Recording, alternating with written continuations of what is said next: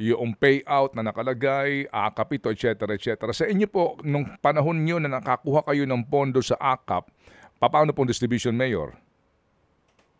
Well, iipunin ho namin yan. Payout po yan, ano? Oo. Darating po ako at ang sasabihin ko po sa kanila, kanino galing itong pera na to? Siyempre, mag-speculate yung mga tao. Sasabihin nila, Mayor, kay Mayor Magalong, kay ganito, Senator, ganito. Sasabihin ko sa kanila, pwede ho ba kayong tumingin dyan sa kaliwat kanan nyo, sa harapan at sa likod, at sabihin nyo sa kanila, thank you for paying your taxes. Kasi itong pera na to, galing po yan sa mga taxes na binayaran sa atin. Galing po sa atin yan. Yung po sasabihin ko sa kanila, para ho ma-emphasize po sa kanila na hindi po to pera ng kanino at kaninong politiko. Pera po ito ng taong bayan. At pagkatapos po no, during the payout, aalis na po ako. Kaya usually I just stay there for about 2 minutes at aalis na po ako. Kasi very efficient naman po ang DSWD at aming City Social Welfare pagdating sa payout. So hindi na po kailangan magpakita po yung mga politiko. Wala nang role ang politiko dapat yan ipagbigay. Kaya lang, gustong-gusto nila, nandun sila yung namibigay, patapos magsasalita pa sila, wala ba to? Wala ito sa kabila. Ano, meron ba ito sa kabila? Ito kami na nagbibigay. Parang palalabasin pa nila na galing talaga sa kanila, sa bulsa nila. Ewan ko ho ba, bakit ganun na ho nangyari dito sa distribution ng mga ganitong klase ayuda. Opo. So dito po sa inyo, Mayor, with all due respect, wala kayong tarpaulin na may mukha kayo doon, pangalan kayo doon during the payout? Ay, bawal po rito. Kuya Ed, wala akong Nepal dito. Bawal po. Pati sa mga project po namin, bawal po talaga lahat.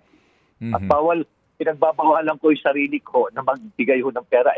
Alam nung nangyari ho nun kasi, nung initial na nagkaroon ho tayo ng ayuda ho nun, nung lalo-lalo ng pandemic, nire-require po kasi ako na magbigay po kasi for documentation.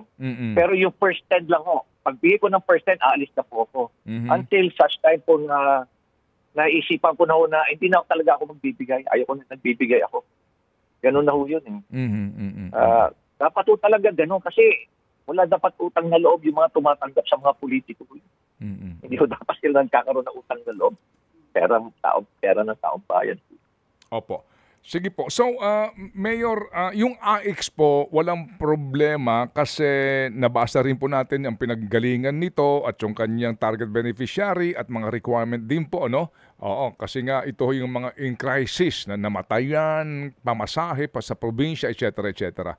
So, dito po sa AKAP, maganda rin ho ba ang programang ito? Ano ho ba ang inyo pong pananaw po sa pangkalahatang programang ito na AKAP? Well, nung last year po, nagtanong nga ako, ano ba ang guidelines? Sasabi nilang kapusakita. Pero dapat mayroong specific na guidelines. May mga provision. Nagulat po ako, wala eh. Parang kung ano na lang ang gusto ng politiko, ganun na lang ako siguro. Kaya nagulat po ako na ngayon, mabuti na lang nagawa nung ng paraan na i-hold muna until such time na magkaroon pala ng guidelines. So all the while pala, nagdi-distribute ang AKAP na walang guidelines. Kaya nagulat nga po ako eh. Gulat na gulat po talaga ako. Lalo-lalo na ito, nabalitaan ko po itong mga pito-pito natin. Na 7 million na AKAP or AX, 7 million na AX, pwede mong ipalit ng AKAP, 7 million na MAIX, 7 million na TUPAD. Every time na mag-join ka ng sortie ni Speaker, provincial sorties nila. Nagulat po kami doon dahil una-una, mga allegations po yun eh. Only to find out po na na-confirm, kino-confirm po ng mas mga reliable sources po namin. Kaya talaga parang wala na bang limit ito. Talaga bang anytime kayang-kaya din ang mag-produce ng pera habang hirap na hirap po tayo nangungutang. Ang dami hong umiikwan pag nag-uusap po kami ng mga mayors. Lalo-lalo na yung mga mayors for good governance. Talagang isa po yan sa mga sentenyan po natin. At isa pa rin po yung bakit ayaw i-share sa amin yung data or data ng mga nabigyan ng kabila. Ano ho yun?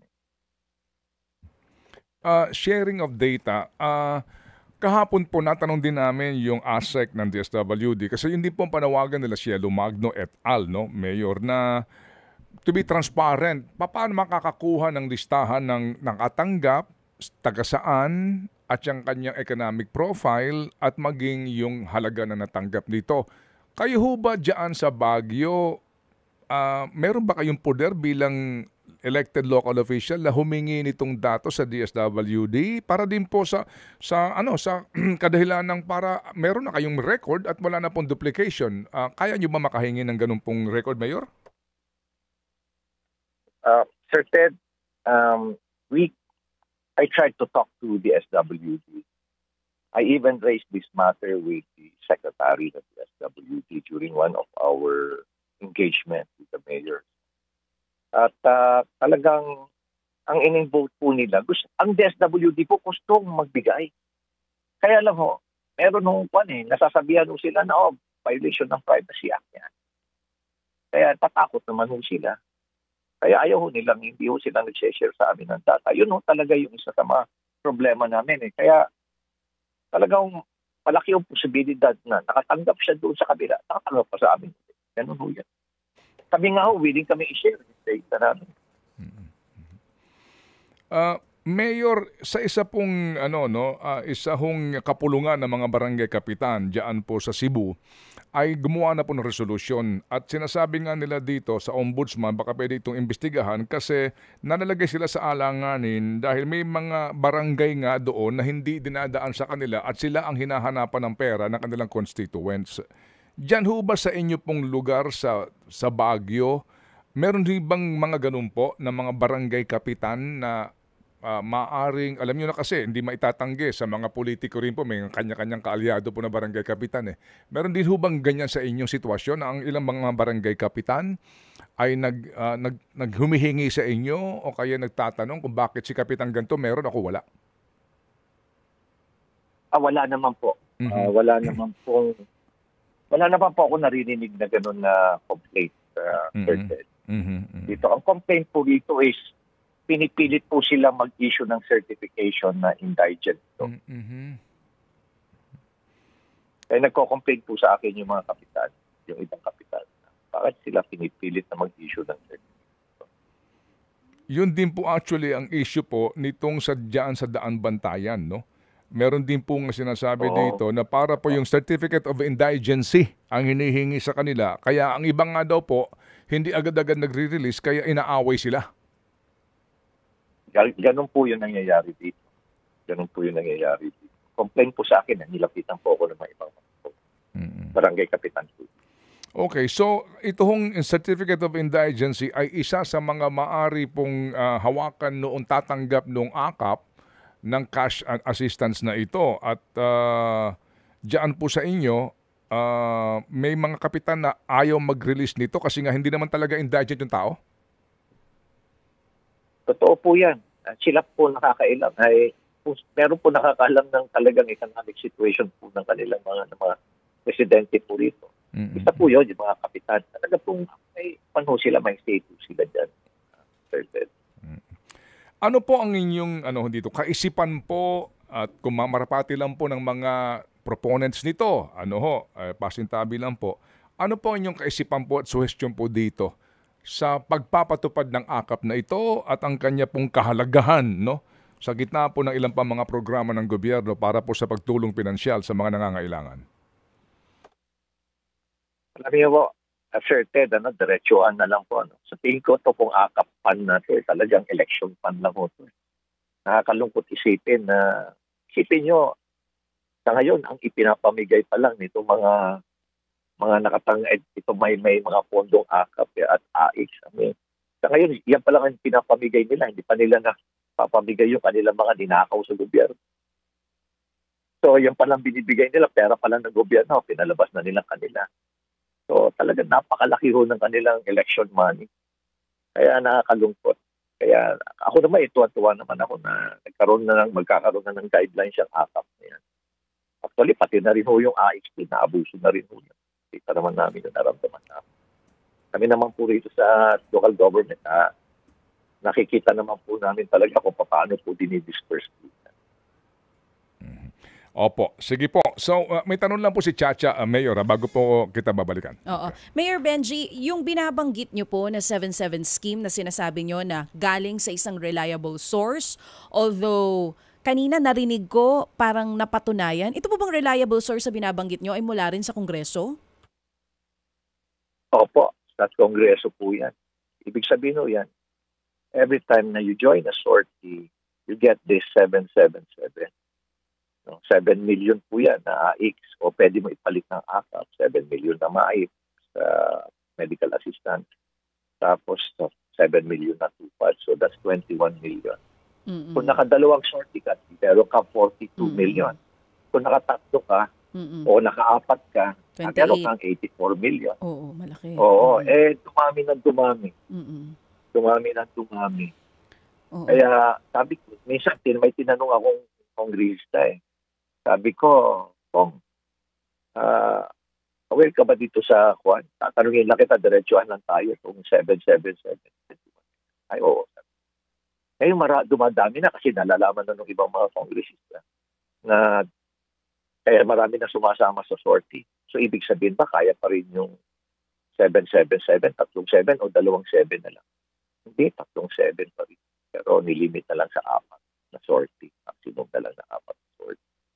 Bukod po dun sa sinabi niya sa inyo at nagtanong kayo kung totoo ba, siya po ba mismo itong reliable source nakatanggap din daw nung sinasabi na ipinamimigay po? Oh yes, oo. Nakatanggap din sila.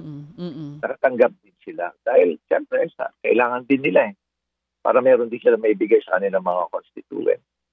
Pero nakokonsensya sila. Alam mo, hindi lang isa nakausap ko, Juan. Hindi lang isa nakausap ko. May mga kongresista nga na lumalapit sa akin. Ma'am, pipisilin pa yung aking braso at sasabihin sa akin na ituloy mo lang yan, Mayor Benji. Totoo yan. Mayor, dito po sa pagsisiwalat nyo nito, hindi naman po ito unang beses sa sinabi nyo dito sa ating programa. Hindi naman po kayo nakakatanggap ng kahit anong panggigipit sa inyo po mismo? Ay, sigurado ako, magkakaroon ako ng yan. Sigurado naman po ako na baka maipit din po ako. Kaya nga sabi ko nga, itong mga allegations na ito coming from reliable sources naman. Mayor, ito ho ngayong sitwasyon ng nabanggit nyo nga po na korupsyon na nangyayari kasi nga sabi ho ninyo hindi pa ho pinamimigay yung mga ninakaw nilang pera. Sa ngayon po gusto ko lang kumustahin ito pong konstruksyon diyan po sa daan papunta po ng Baguio, ito pong paglalagay ng mga nets paligid po ng Quezon Road para po sa maayos na daloy po ng ating mga motorista.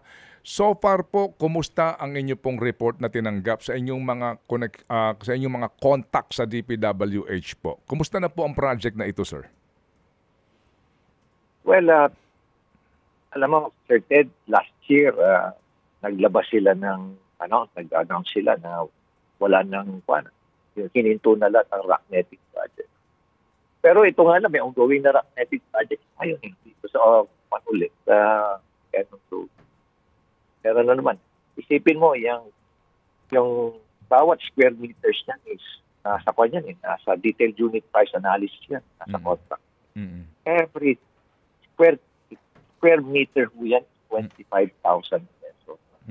When in fact, ang talagang cost po niyan is kung dalawang klase ho yan kasi, ito po yung active at yung passive.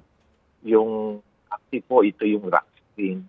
Yung active po, ito yung merong stud. Ito may pahabang pole na itutusok. May stud. Ang cost po niyan, mga 4,300. Pero kung rack screen lang, mga 2,000 to 300 lang.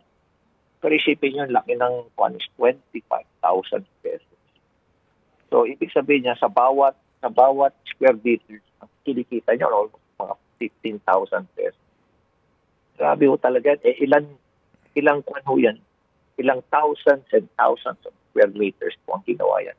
Nagsibagsakan na nga ho yung ibang rocknetting na ginawa ho rito. Pero walang nag-iimbestiga. Nakakalungkot nga ho na walang nag-iimbestiga, walang nagre-raise ng issue. So, ibig sabihin ho, yung bubagsak, pera ng bayan yun, pero wala nagsasalita. Nakakalungkot niya. 25,000 per square meter yung halaga per declare dito po sa contract ng DPWH pero ang actual niyang halaga lamang ay 4,300. Yun po yun. Kung yan, active. Yung active na type po yan. Pero yung passive na type, yung rock spring lang na walang strut. Kwan ho yan, mga 2,000 to 300 na. 2,000 to According 3,000. to kwan ho yan, according to kwan ho yan ng mga civil engineer. Opo. Ito po kasi ay nabanggit ko na kay Secretary Bonoan nung aming mapag-usapan yung Cannon Road sa aming panayam. Na-report nga na ating tinanggap. Nangako naman siya na ito'y aalamin niya. Kayo ho ba, hindi niyo ho nakakaharap dyan minsan sa Baguio si Secretary Bonoan para sabihan sa kanya na mismo suriin niya itong overpriced project na ito? Last year ho, pinuntahan ko siya. I think that was first quarter o second quarter of last year. Nakipag-meet po ako sa kanyang opisina at binanggit ko po yan sa kanya. Tapos, nagkaroon noon, bigla ho siguro mga after a few months, several months, bigla hong nagkaroon ng announcement na wala na hong rock netting na gagawin. Pero during that time na nagkaroon ng announcement, tuloy-tuloy pa rin naman yung rock netting. Ngayon nga ho, ongoing yung rock netting po niya sa Cannon Road. Saan po nang gagaling ang appropriations nito, Mayor, sa pagkakaalam po ninyo? Yung kanya pong pinanggagalingan na pondo. Kasi nga dati pa ho merong pang proposal nga to rehabilitate the entire Cannon Road. Oo. Sa inyo pong impormasyon, saan po galing ang perang ginagasta dyan sa rock netting na yan? Ito po hindi ko na rin po alam eh. Alam mo, dahil sa frustration ko, certain. Ayaw ko na rin kasi mapro-frustrate lang po ako. Kaya, siguro, nasa gaan na rin siguro po ng DPWA. O kaya sa mga savings nila. Pero, ang nag-approve naman po ng mga projects, certain, diretsuhan na lang po tayo. Sino ba namimili ng mga district engineer at mga regional director ng DPWA? Siguro kayo mismo nakakausap niyo yung mga ibang mga governors at mayors. Sino talaga namimili po dyan? Hindi naman ho yung secretary ng DPWA na namimili dyan. Kaya, sino kasabwat yan? Sino nag-a-approve ng mga projects? Ako mismo nakita ko. Ako, testigo ako mismo, personal knowledge ko, nakita ko nilalabas yung project ng DPWH tapos nag-a-approve. Politiko nag-a-approve. Gulat nga ako, bakit sila nag-a-approve? Alam ko, di ba? Trabaho nila Trabaho nila gumawa ng batas. Bakit sila nag-a-approve? Bakit humihingi ng approval yung district engineer doon sa Conquista? Minsan po ako nagawi dyan at meron akong nakausap na ang sabi po sa akin, hindi na nga daw masikmura yung laki ng komisyonan sa ganyang infra project. Yung iba ho naman din dahil tukoy nila itong ang politiko na nasa likod nito. Ito bang report na ito na tanggap na po ninyo na mismo yung mga kontratista ho naman din, siyempre kita rin sila pero yung iba ho, ang reklamo nga, sobra naman daw pong garapal. Alam niyo, Sir Ted, gumawa na po ako ng based doon sa mga binanggit ko sa mga competition, mga contractors po sa akin. Gumawa nga ako ng computation. Actually, yung mga numbers po doon sa nilagay ko doon, galing po sa kanila. Tapos po, ang paborito kasi nila na talagang malaki ang kita. Kasi ho, kung sa mga road construction, sa mga road pavement, except for asphalt overlay. Kung gagawa ho ng kalsada, mga bridges, o kaya vertical, talaga ho pa yan. Talaga ho, siguro 12%. Ganun lang ho yan. Mga 15%, 18%. Ganun lang ho kukunin yan. Pero kung yung mga projects ho like rock netting, asphalt overlay, road opening, kasi yung road opening, magtatanggal ka ng bundok dyan Magbabawas ka sa bundok, tapos palalabasin mo na, let us say, 10,000 square meters lang. Sa technical study, palalabasin naman nilang 100,000 square cubic meters na lupa ang tinanggal dahil sino magsusukat yan? Dito ho ba? Sila rin lang naman na magsusukat yan. Mas mag-aabot lang naman sila under the table na lusot na uli yan. asphalt overlay, let us say 5 mm o 4 mm dapat. Pero ilang beses dapat nilang titisin, gagawin nila. Isun lang siguro ng ilang beses lang.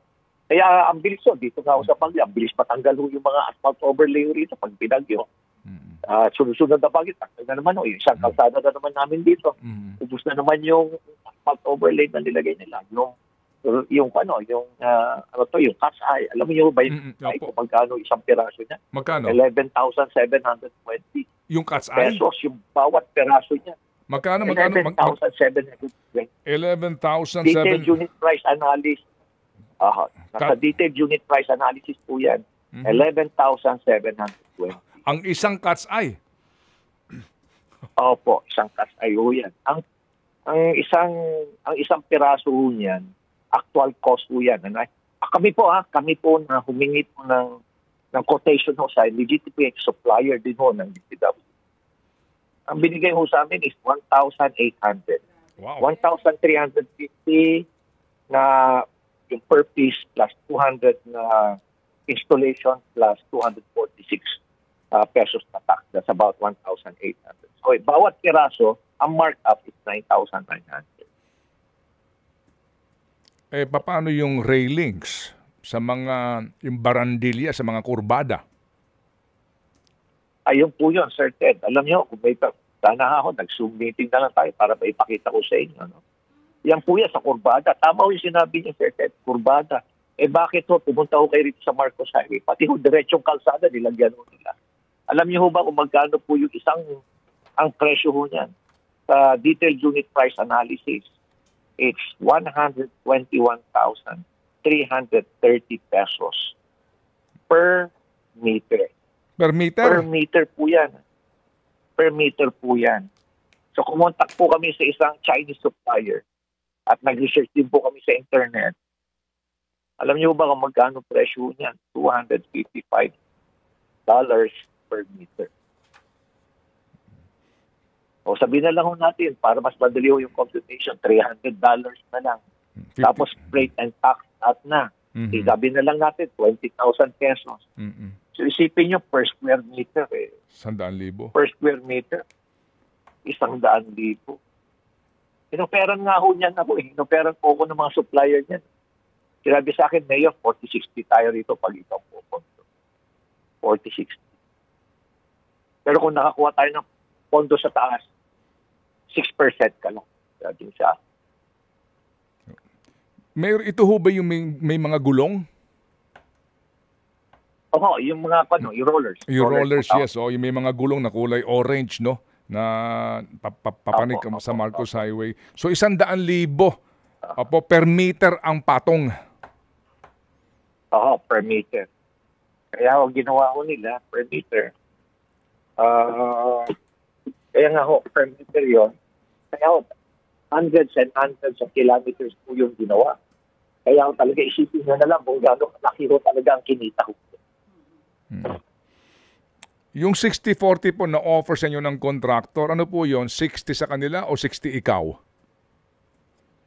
Ang offer ko, kung local government ang magpopondo, it's 60-40. 40% sa akin at 60% sa kanila. So, ang sabi ko nga sa kanila, bawal yan dito Sabi ko, so ibababa nyo yung presyo. So, ibababa nyo yung presyo, sabi ko sa kanila. So, ibababa nyo ng around 70,000 pesos. Ay, sir, hindi po namin pwedeng gawin yan. Bakit hindi nyo pwedeng gawin? Sir, established cost na po yan. May detailed unit price analysis. Hindi ka pa pwedeng lumihis doon. Oo. Sabi ko, bawal yan dito. Sir, bakit ganito na lang, sir? Sabi niya, yung share mo, gawin mo na lang natin project uli. Sabi sa akin. Ganito na lang, sir. Sabi pa, pinagtag uli nila. Actually, sir, pwede pa namin ibaba ng 100,000. Pero 60-40 pa rin tayo. Sabi nila sa akin, 60-40 pa rin tayo. Sabi ko, ano mangyayari doon sa 21,000? Sir, para sa iyo lang yun. Solong-solo mo yung 21,000. It's yung 40,000 mo pa, sir. 100,000 na lang, 40-60. Pwede natin gamitin sa project para meron ka, sir, para sa election. Yan ho bang paglapit sa inyo? Kasi klaro ko lang, hindi ho ba ito pong uri ng overpricing nito pong mga construction projects na ito under DPWH? Nangyari na po ito during the term of President Digong, di ba? All the way carry over lang ngayon? Oho, meron na po, alam po, meron na po nangyari dyan. Meron na po kasi ang Baguio City po ang unang-unang inoferan po yan ng isang Korean firm. Kaya nga ho, nagkaroon ho kami ng proof of concept dito sa Baguio eh. Dati ho, nilagay nila doon sa papuntang PMA. Pinalipat ko po, nilagay ko sa Marcos Highway. Wala po kami binayaran doon. Nilagay ko po doon sa yung pag umakyat ko kayo sa Baguio sa Marcos Highway, malapit po doon sa building. Yan po sa Marcos Highway. Doon po namin nilagay eh. At magmula po noon, doon ako, nagtayuan na. Marami nang naglagayan na. Opo. Nagulat pa nga ako dahil kung nakita niyo ho yung San Pascual Asin, ako, napakarami ho. Yung San Pascual Asin Road, yung alternate road ho, to Baguio. Ay, matindi po doon. Ang dami yung nilagay doon. Sa Marcos Highway, pati diretso po kalsada nilagyan. Opo. Sige po, Mayor. So, kaya nga po, carry over po ito ngayon. Ito pong nag-aalok sa inyo during this present dispensation na. Opo, dito na po ngayon. Opo. Umating po sila rito sa September. Opo. Sige, so Mayor, ano po ang cure dito? Bagamat ako po nararamdaman ko rin po ang pagod ninyo dito, no? And some people are really becoming so not only basically cynical but helpless and hopeless. Paano kaya ito, Mayor? Can you inspire us? Mayor, nakapagod na po ito, Mayor. Ano pong inyong masasabi po sa amin? Alam niyo, Sir Ted, talagang nakakapagod ho. Talaga ho po sino yung nagsasalita. Kami po palalabasin ng korap po kami.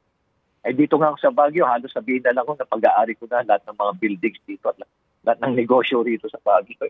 Lahat ng lupain ho rito sa Baguio, halos sabihin na lang na pag-aari ko na ito lahat. Ganun ho katindi yung paninira ho sa akin dito. Grabe nga ho kasi nungalingan na nangyayari. Nakakalupot ho talaga. Pati ho yung family ko affected. Bakit pa rin ho? Plano na palalabasin pa na prostitute yung dalawang anak ko na babae. Tapos drug addict pa yung mga apo. Ganun ho talaga yung paninira. Nakakalupot talaga. Pero hindi. Kailangan talaga mag-ingay ho tayo. We have to speak up, speak out. Kailangan ho talaga magsalita tayo. Kailangan, alam mo, Sir Ted, we really need to, band together, show solidarity against corruption. Kailangan nung makreate natin yung critical mass. Hindi naman, wala naman ho tayong intention na palitan yung gobyerno, patalsikin yung ating presidente. Hindi naman ho yun eh. In fact, tinutulungan nga ho natin siya rito. Pero it's about time ho na buksan na ho nila kanilang mga mata. At third-party audit. Siyempre, maraming kaso rin ho siguro ginagawa itong mga COA. Pero itong mga special cases ho nato siguro, kumuha na ng mga SGB. Kumuha na, ang dami naman ho tayong mga third-party na mga audit na companies, so, like SGB. Pwede ho sila makakaalam talaga kung paano grabe ho talaga katindi na ho ang korupsyon na nangyayari dito. Kasi ho, kung hindi tayo ihinto rito, Sir Ted, ako, Diyos ko, palibog na ho tayo. Isipin nyo, yung babayaran ho natin ngayong taon na to, na from BIGAA, 877 billion ang ipabayad lang natin sa debt interest. Taon-taon no, nagdagdag tayo. This year, projected na utang ho natin is 17.38 billion pesos. Habang ng 2016, ang utang lang ho natin 5.9 trillion pesos, accumulated for more than 40 years. In just a matter of 9 years, times 3 kagad yung 5.9 trillion. 17.38 na ang projection ngayon itong taon na. Patataas pa ho yan. I believe baka umabot pa ho yan ng 18 trillion.